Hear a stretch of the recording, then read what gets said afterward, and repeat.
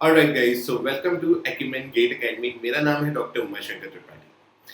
Guys, आज की इस वीडियो में हम बात करने वाले हैं prime minister research fellowship scheme का। तो अगर आप हायर स्टडीज की तरफ इंटरेस्टेड हैं, अगर आप गेट एग्जाम दे रहे हैं, दो रीजन से। पहला रीजन हायर स्टडीज और दूसरा रीजन कि सर हमें एक डिसेंट अमाउंट पर मंथ हमारे अकाउंट में चाहिए।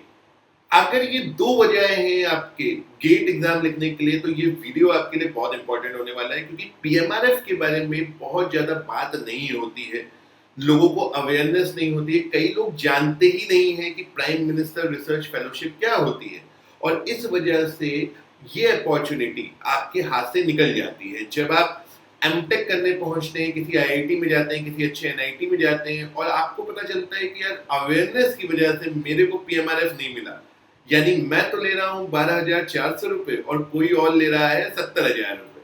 ठीक है, तो आज की इस वीडियो में पीएमआरएफ के बारे में डिटेल में बात करेंगे, प्राइम मिनिस्टर रिसर्च फेलोशिप के बारे में डिटेल में बात करेंगे, और समझेंगे कि इसका एम क्या है, इसका एलिजिबिलिटी क्या है, और किस तरीके से आप इसको अप्लाई कर सकते हैं। तो चलिए सीधे चलते हैं पीएमआरएफ की वेबसाइट पे। तो अगर आप गूगल पे पीएमआरएफ सर्च करोगे तो आप यहाँ पे इस वेबसाइट पे जाओगे, ये इसका होम पेज है।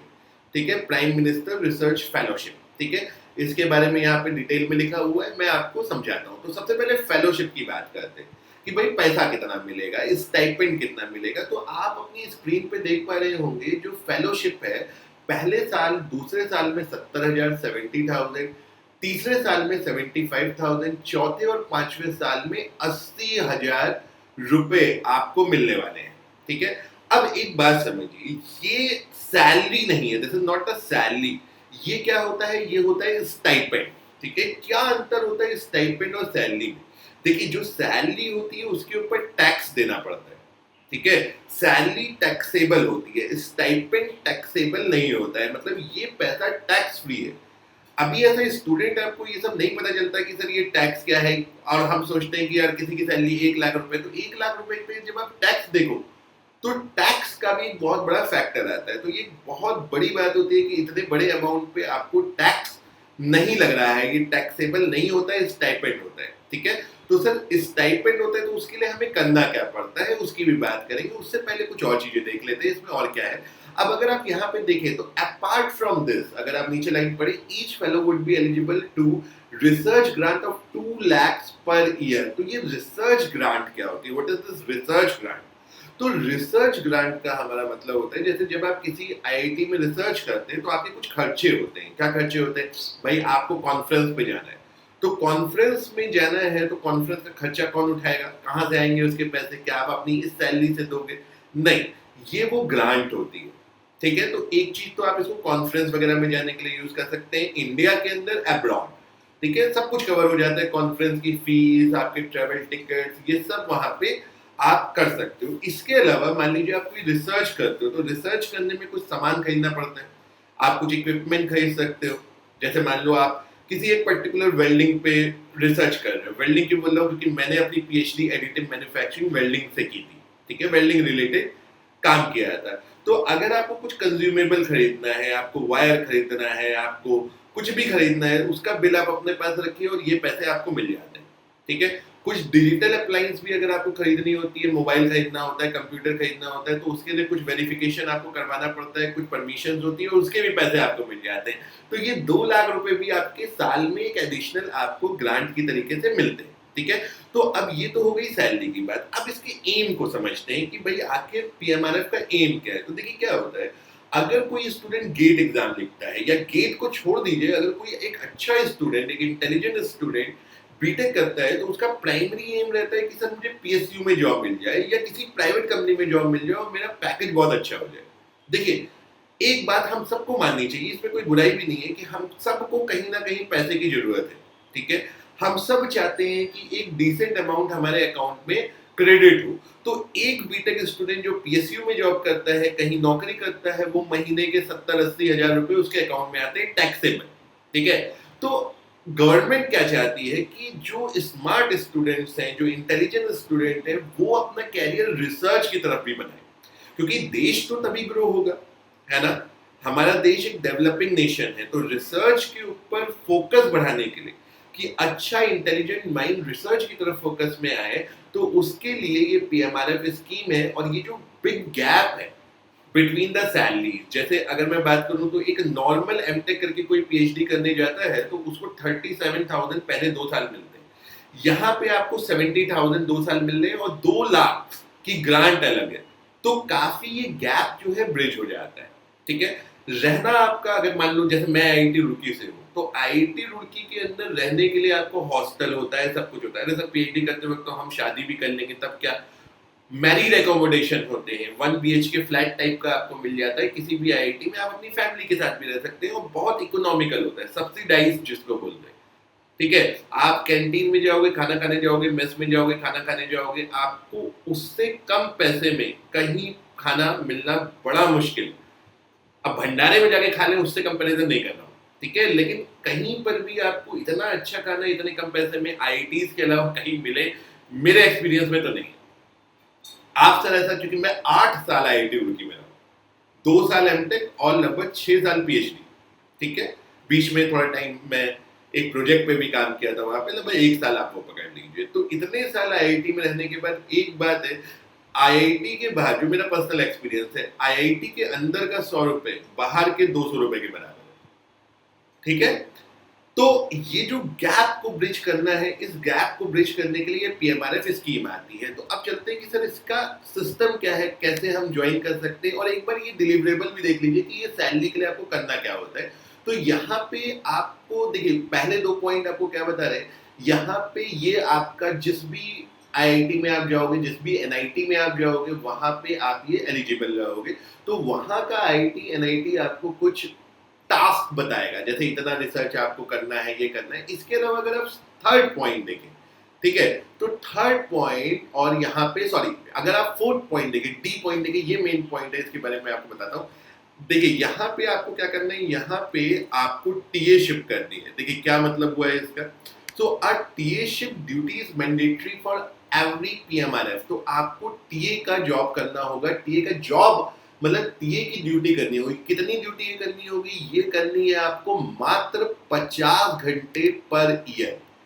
ठीक है, केवल 50 घंटे पर ईयर। देखिए मेरे आईआईटी रुड़की के टेन्योर में मैंने पीएमआरएफ कैंडिडेट्स देखे, 50 घंटे पूरे साल में आपको क्या करना होता है। जैसे मान लीजिए आईआईटी रुड़की है, आईआईटी रुड़की के आसपास कुछ प्राइवेट कॉलेज होंगे, कुछ गवर्नमेंट कॉलेज होंगे, स्टेट गवर्नमेंट होंगे, कुछ पॉलिटेक्निक्स होंगे। आपको वहां जाकर के 1 घंटे ऑफलाइन लेक्चर डिलीवर करके आना है। उसके लिए कुछ डॉक्यूमेंटेशन होती है, वो डॉक्यूमेंटेशन ऑब्वियसली आपको करनी पड़ेगी। तो ये टीएशिप कोई बहुत बड़ी डील नहीं होती है। ऑन द अदर हैंड देखो क्या होता है, जब आप एमएचआरडी की भी सीट लेते हो, जैसे आप एमटेक में 12,400 रुपए लेते हो या पीएचडी में 37,000 लेते हो, उसके लिए भी आपको टीए ड्यूटी करनी होती है। वो जानते हो कितनी होती है, वो होती है वीक में लगभग 8 घंटे करीब, डिपेंडिंग अपॉन द गाइड, जो भी आपका सुपरवाइजर होता है, जो भी आपका प्रोफेसर होता है। तो वो लगभग वीक में 8 घंटे होती है। तो पीएमआरएफ में इसके कंपैरिजन में आपको बहुत कम टीए ड्यूटी होती है, क्योंकि पीएमआरएफ फेलो का बेसिक एम क्या रखते हैं कि रिसर्च की तरफ they are expected to conduct a high quality research. अगर आप वेबसाइट पे पढ़ोगे तो आपको देखने को मिलेगा एक अच्छी क्वालिटी का रिसर्च करना पीएमआरएफ के लिए उनसे एक्सपेक्टेड होता है। अब आते हैं कि सर हमें क्या मतलब है इससे, है ना, जो हम बीटेक कर रहे हैं। तो आप इसकी गाइडलाइंस पे आइए। अब देखिए एलिजिबिलिटी समझते हैं और एप्लीकेशन प्रोसेस समझते हैं, तो 2 चैनल होते हैं। आप यहाँ पे वेबसाइट पे, आई होप आप ये स्क्रीन देख पा रहे होंगे, अभी नहीं देख पा रहे हैं, एडिटर साहब जरा लगाएंगे, हाँ ठीक है। तो एलिजिबिलिटी एंड एप्लीकेशन प्रोसेस आप यहाँ पे देख पा रहे होंगे। तो देखिए 2 चैनल से आप पीएमआरएफ में जा सकते हो। एक होता है डायरेक्ट एंट्री चैनल, ठीक है, डायरेक्ट एंट्री चैनल आपके लिए है। दूसरा क्या होता है, लेटर एंट्री चैनल। तो अगर आप में से कोई ऐसा है जो पीएचडी कर रहा है और इस वीडियो को देख रहा है पीएचडी करते वक्त, तो आपके लिए लेटरल एंट्री चैनल है, आपको वो खुद से पढ़ना होगा। डायरेक्ट एंट्री चैनल के बारे में बताता हूं। तो पहला point, to apply the PMRF through this channel the candidate must satisfy all the following criteria. ठीक है, तो पहला क्राइटेरिया क्या है, the applicant should have satisfied one of the following criteria, मतलब ए, बी और सी में से कोई एक चीज होना चाहिए।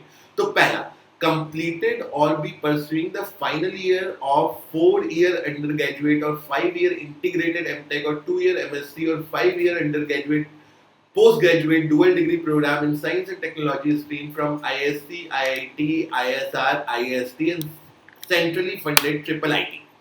These candidates should have secured a CGPA or CPI of at least 8 for applicants in the 5-year integrated dual if separate CGPA. So ये सब तो ऐसा ही लिखा हुआ है. अब इसको जरा समझने की कोशिश करते हैं. तो सर ये तो केवल IIT, NIT, triple IIT, ISER इन सब के लिए है, सेंट्री फंडेड यूनिवर्सिटी के लिए. हम तो स्टेट गवर्नमेंट यूनिवर्सिटी में या किसी प्राइवेट कॉलेज में, तो ये क्या हमारे लिए नहीं आपके लिए भी है. वो सेकंड पॉइंट पे आ रहा हूँ, पहले इस पॉइंट को समझ लेते हैं. देखिए ये पहला पॉइंट क्या कहता है कि अगर आप अपनी पढ़ाई किसी IIT से कर रहे हो, NIT से कर रहे हो, ठीक है, ISC से कर रहे हो, या आप अपनी पढ़ाई NIT किसी से कर रहे हो या सेंट्रली फंडेड यूनिवर्सिटी से कर रहे हो, तो अगर आप 4th ईयर बीटेक में हो या कई लोग 12th के बाद बीटेक एमटेक इंटीग्रेटेड प्रोग्राम में एडमिशन लेते हैं, तो आप उसमें अगर 5th ईयर में हो और अगर आपका ओवरऑल CGPA 8 से अधिक है तो आप इसमें अप्लाई कर सकते हो. ठीक है, आप इसमें अप्लाई कर सकते हो. ठीक है, अब आते हैं दूसरा पॉइंट कि सर अगर हम IIT NIT से नहीं है, ISCR से नहीं है, IEST से नहीं है, तो हम क्या करेंगे. तो चलिए वापस चलते हैं जरा वेबसाइट पे. अब पढ़ते हैं बी प्रोग्राम. तो बी क्या है, कंप्लीटेड और pursuing the final year of 4-year undergraduate और 5-year इंटीग्रेटेड एमटेक और 5-year इंटीग्रेटेड MSc और 2-year MSc और 5-year undergraduate post graduate dual degree from science and technology stream from any other university recognised in India. तो क्या मतलब है कि भाई इनमें से जो ऊपर लिखे हुए थे IITs NITs, इसके अलावा अगर आप किसी रिकॉग्नाइज्ड यूनिवर्सिटी से बीटेक एमटेक कर रहे हो, बीटेक कर रहे हो या इंटीग्रेटेड डिग्री कर रहे हो, तो आपको क्या करना है, these candidate should have secured a minimum CGPA of 8, यानी आपके 8 आने चाहिए मिनिमम CGPA. अगर परसेंटेज में कन्वर्ट करो लगभग 80%. And equivalent apart from this minimum score of 650 in the respective GATE subject. मतलब 650 स्कोर लेकर के आना है. ठीक है, अगर आप में से किसी ने पहले गेट दिया होगा या गेट के लिए एस्पायर कर रहे होंगे, तो 650 स्कोर बहुत बड़ा स्कोर नहीं है. अगर मैं मोटा मोटा कहूँ तो आपको लगभग 45-50 नंबर लेकर के आने हैं. ठीक है, 45 से 50 नंबर के बीच में आपका 100% 650 स्कोर से अधिक बन जाएगा, आप किसी भी ब्रांच में हो. ठीक है, तो 650 स्कोर से अगर अधिक आपका है और बीटेक में आपके 8 पॉइंटर से 80% है, तो भी आप एलिजिबल हो इसके लिए.